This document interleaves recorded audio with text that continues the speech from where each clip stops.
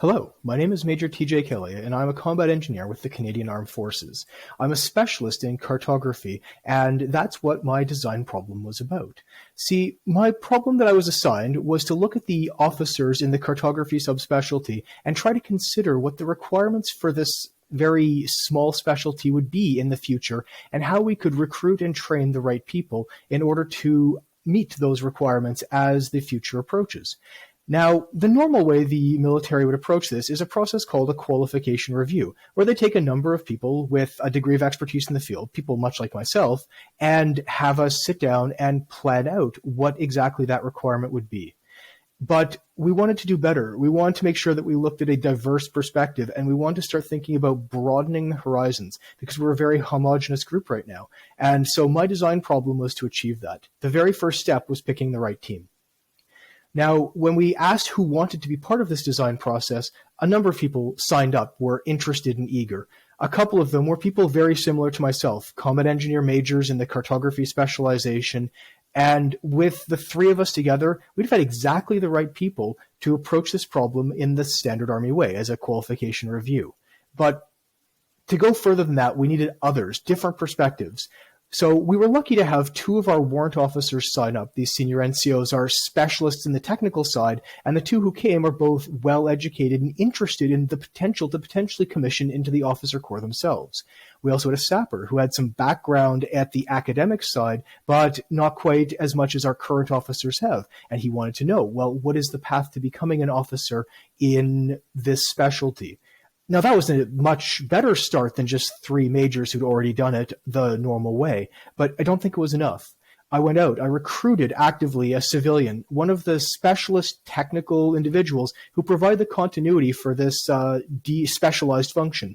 The civilians work closely with the officers, and we wanted to make sure that we included their perspective on what is required from the officers in our specialty.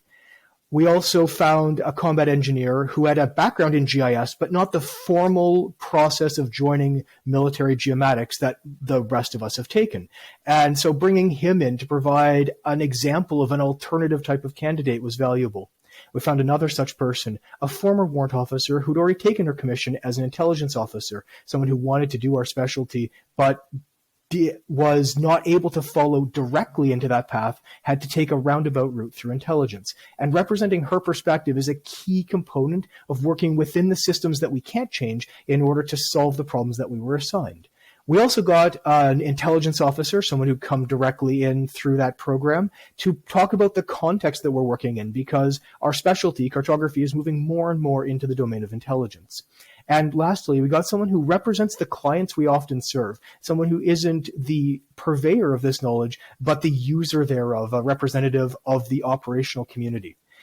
Bringing this diverse group together was really valuable. As we started to talk about the problems, it was clear that the two other majors, the ones who were like me, we had a very similar perspective. And I don't think it was an erroneous perspective, but it lacked depth and breadth. There were parts missing that we wouldn't have thought of. We didn't see it from our perspective.